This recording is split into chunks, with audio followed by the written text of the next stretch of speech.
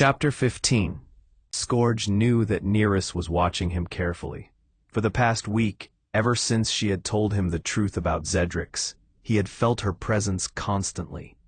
He had promised not to act on his knowledge until he saw Nathema for himself, and he intended to keep that promise. He knew she didn't trust him, and he knew she'd try to kill him if she felt threatened, and also that she was powerful enough to have a good chance of succeeding. But he had his own reasons for obeying. He was curious about what she had told him. He wanted to know more about the Emperor's mysterious past. And if it turned out that Nereus was telling the truth, if the Emperor really was mad enough to start another war with the Republic, then maybe Scourge should consider taking her side. Now the day of reckoning was here. Nereus had come for him early, waking him with a subtle whisper in his ear. "It's time." He dressed quickly, then followed her out to the spaceport, where a private shuttle was waiting for them. Unlike the rest of her fleet, this one bore neither her colors nor her crest. This journey would be conducted in utter secrecy. The shuttle was clearly built for speed. There was no armor to speak of, and at first glance it was easy to miss the single blaster turret mounted under the cockpit. Scourge was no expert on starship weaponry, but he guessed it would only be effective at close range. The interior was more functional than luxurious, with room to seat 6. On this trip, he and Nereus would be the only passengers. She settled into the pilot's chair, her fingers moving rapidly over the controls with a dexterity that belied their gnarled, wrinkled appearance. Neither of them spoke as the shuttle took to the sky, climbing rapidly through the clouds and lightning until it broke free of the atmosphere. Nereus made a few more adjustments and punched in their route, and the ship jumped into hyperspace, leaving Drummond Cass and Nereus's loyal followers behind. "Nothing I tell you can prepare you for what you will see on Nathema," Nereus warned him. "But I will tell you the history of the Emperor and his homeworld." "How can I know you're telling the truth?" She shrugged. "Believe it or not as you see fit. If nothing else, it will help pass the time." She settled herself more comfortably, and as she spoke, her voice took on the sing-song tone of children's storyteller. "The Emperor's name was Tenebrae," she began. "They say he was born with eyes as black as the void of empty space, and that he never cried, even as an infant. No animal would come near him, and when he began to talk, his voice carried a weight and power that should not come from a child. At the age of 6, he began to manifest signs of the Force, marking him as one of the ruling elite. But his parents were simple farmers, and the Force was not strong in them. Suspicious about the boy's power, his father confronted his mother, who admitted to having an affair with the Sith Lord who ruled over them. The father flew into a rage, attacking the boy's mother. Tenebrae stopped him, feeding on his father's anger and hate to call upon the dark side. He snapped his father's neck with a mere thought, killing him instantly. His mother died more slowly. Tenebrae made her suffer for months as punishment for betraying the family, torturing her with the Force as he honed his powers. Now orphaned by his own hand, he made the others in his village bow down to him. Those who refused, he tortured and killed through the Force. Over the next few years, his reputation and influence spread to nearby villages, and he amassed legions of both fanatical and terrified followers. He killed thousands during his rise to power.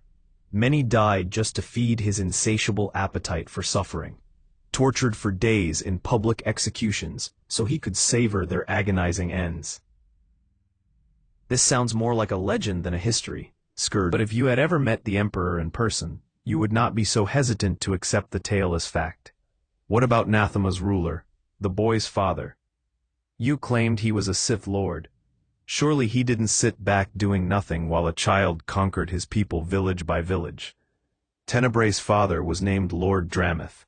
He heard rumors, but they came from a remote and insignificant territory.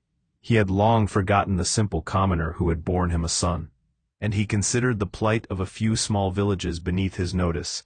Had Drameth acted more swiftly, the Emperor might have been stopped. But it took almost 4 years before he decided to go see Tenebrae for himself. Lord Drameth intended to judge the child's power to determine if he was worthy of serving the Sith Lord, or if he should simply be executed. But Tenebrae had no intention of serving, or of dying. When they met face to face, Tenebrae proved the stronger. Only 10 years old, he stripped his father of his power and his mind. Lord Drameth spent his last moments weeping in terror, gazing up into the black eyes of his son. It took Tenebrae 3 more years to gain control of the rest of Nathema. Drameth's firstborn son fled rather than face his formidable half-brother, but other powerful Sith sought to seize the empty throne. All fell before the Dark Prodigy, and with each victory he grew more powerful and more ruthless. At 13 he presented himself to Marka Ragnos, the Lord of all Sith and the ruler of the Sith Council. Impressed by the teenager's ambition and power, Marka Ragnos granted him the title of Lord Vitiate. His position as ruler of Nathema officially recognized, Lord Vitiate returned to his home to conduct his research into the depths of the dark side's power. He stayed there for 100 years. When Marka Ragnos fell, Lord Vitiate did not join in the mad rush to claim his position. He was not part of the great hyperspace war against the Republic. When Naga Sato and Ludo Kresh fought for leadership of the Sith, he took no side.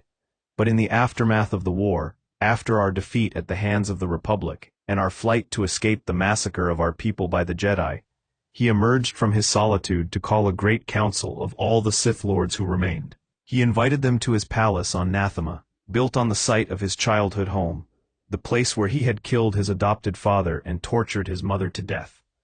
He invited them to participate in a ritual, to unlock the full potential of the dark side. He promised they would unleash power beyond anything they had ever witnessed or imagined. Didn't they suspect a trap? Perhaps. Nerys shrugged. Some refused to answer his call.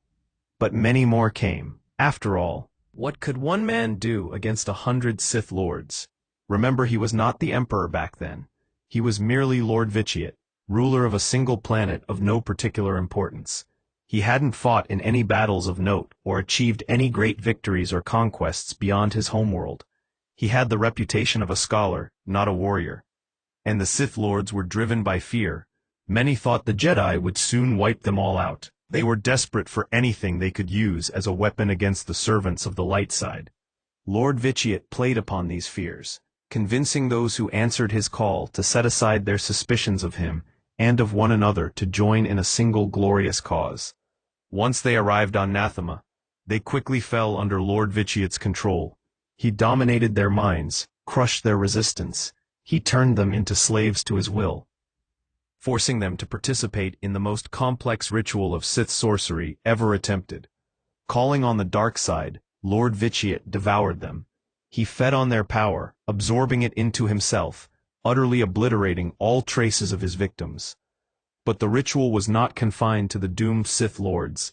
They were but the eye of the storm, the center of a vortex that spread across the entire planet. Every man, woman, and child on Nathema died that day. Every beast, bird, and fish, all the insects and plants, every living being touched by the Force was consumed. When the ritual ended, Nathema was no longer a world. It was a husk sucked dry. Lord Vitiate sacrificed millions, stealing their life force to make himself immortal. Their deaths also made him stronger than any Sith who had come before, and he ceased to be known as Lord Vitiate. On that day, the Emperor was truly born. Scourge wondered if Nerys expected him to be horrified by the tale. If so, she was about to be disappointed. The Emperor seized what was his by right, he said. The strong take from the weak. That is our way. Doing it on a scale of millions doesn't change anything.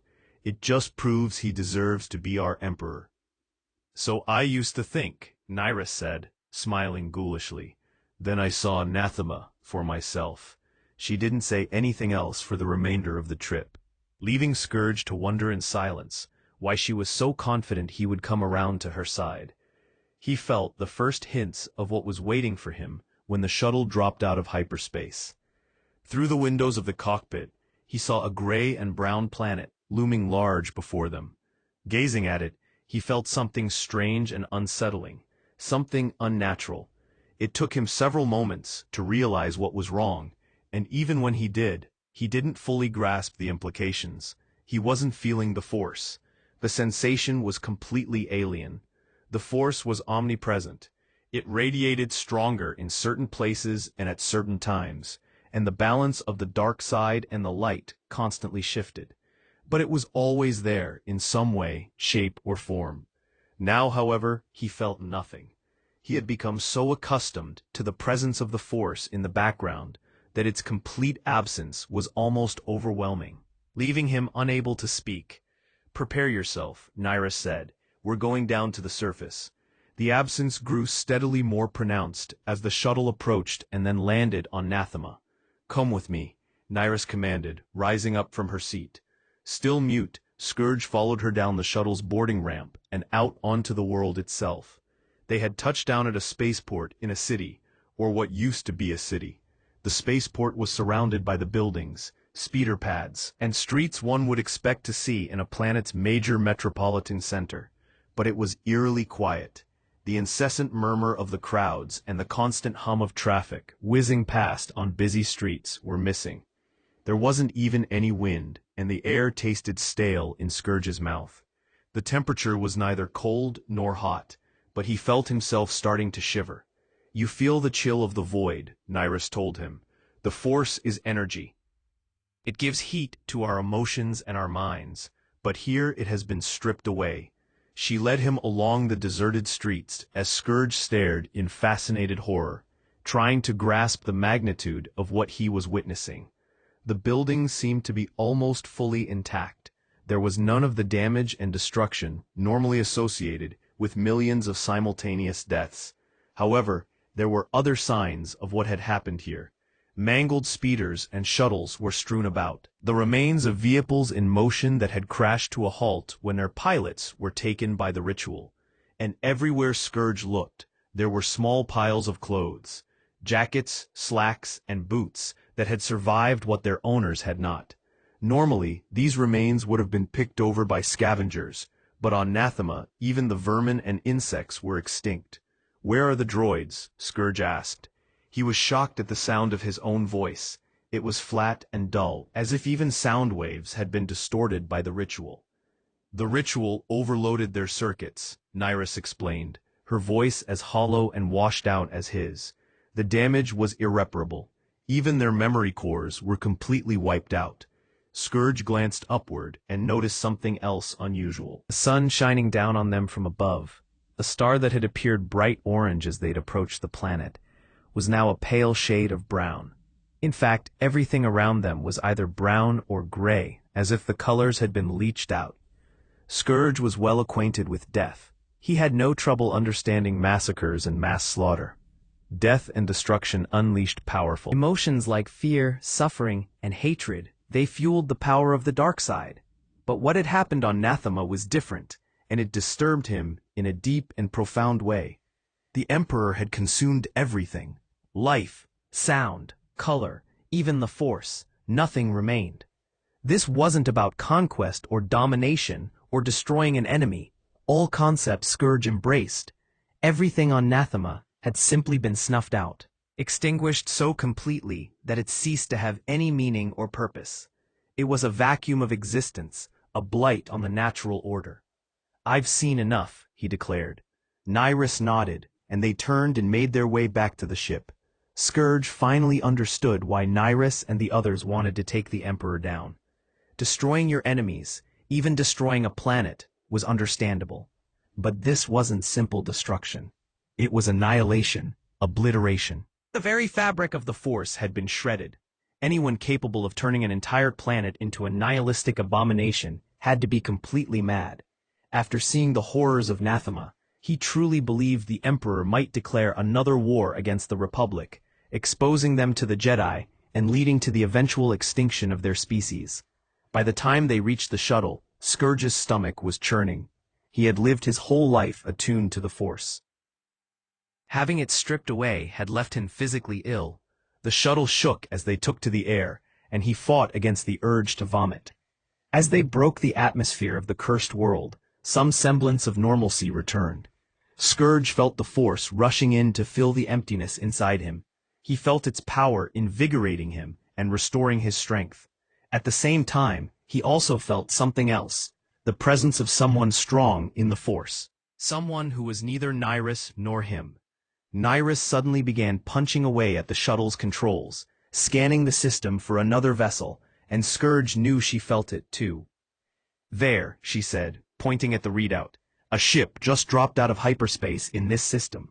"Could the Emperor have sent someone to follow us?" Scourge asked. "I don't think so," she replied, staring at the screens. "Its signature doesn't match any design I've ever seen before." From her voice, it was clear she was as puzzled as he was. If the ship hadn't followed them here, the odds against it showing up at the same time they were here were astronomical. But Scourge understood the ways of the Force too well to believe in coincidence. There had to be some connection between them and the unexpected visitor. "Looks like a small freighter of some kind," Nyrus muttered. "I don't think they've seen us." Scourge realized they had two options. The first was to make a quick jump to hyperspace in an effort to escape before being noticed. Nyrus decided to take the second option. Reaching out a finger, she activated the shuttle's ion cannon, locked onto the unidentified vessel, and fired. The instant the Ebon Hawk dropped out of hyperspace near Nathema, Revan was overwhelmed by a barrage of mental images. Everything came crashing in on him. The memories he was so desperate to regain, fusing with a trauma he had tried so hard to repress. Caught between the two, he cried out and clutched his head in his hands. For several seconds he didn't move, his conscious will battling with his runaway subconscious. One by one he was able to take the recollections, process them, and store them away, slowly regaining control. He knew with absolute certainty that he had been to this world before. He remembered its deserted city and its lifeless surface. He remembered searching the empty buildings with Malak, looking for archives, records, and astrogation charts that would guide them on the next step of the journey. But most of all, he remembered the horror of a dead planet entirely stripped of the Force. T3 was at his side, beeping with concern. Revan blinked away the last of his fugue state and glanced down at the Hawk's sensors to see what had the little droid so upset. The sensors had picked up another vessel in the system. It was difficult to draw on the Force so close to the ravaged world, and he struggled to get some sense of the passengers on the other ship. By the time his groggy mind registered the threat they posed, it was too late. The ion blast hit the Hawk full bore, shorting out its circuits and engines and leaving them at the mercy of the gravitational field from the planet below. Revan scrambled to steer the ship as it was pulled down into Nathema's atmosphere, wondering at the chances of surviving a second crash landing in a row. The ion blast had damaged the flight controls and stabilizers, and the ship veered wildly as it plummeted toward the surface. He had no idea if the other vessel was following him. His sensors had been knocked out along with everything else. But he knew if he didn't get the engines and repulsors back online, the Ebon Hawk would be smashed to pieces by the fall. "T3," he shouted, but the astromech had already sprung into action. T3 had connected himself to the cockpit's main control panel with a 20-centimeter-long slicing tool. Lights on the cockpit dashboard began to flicker and flash as T3 rerouted power from damaged circuits. Through the cockpit window, Revan could see the distant outline of a city far below, the skyscrapers seeming to growing rapidly as the Hawk rushed toward them at terminal velocity. Inside the control panel, something crackled and popped. Smoke poured into the cockpit. T3 squealed in alarm, but his warning was drowned out by the sound of the Hawk's engines roaring back to life. Revan pulled back hard on the stick, and the nose of the Hawk grudgingly angled upward, the emergency repulsors screaming. "Brace for impact," he shouted an instant before they slammed into the edge of one of the massive skyscrapers, sending a shower of permacrete and plasteel tumbling to the empty street below. The Hawk ricocheted off the building and began to spin wildly. Then it slammed into the ground at an awkward angle, skipping along the street like a stone cast across water, before finally coming to rest.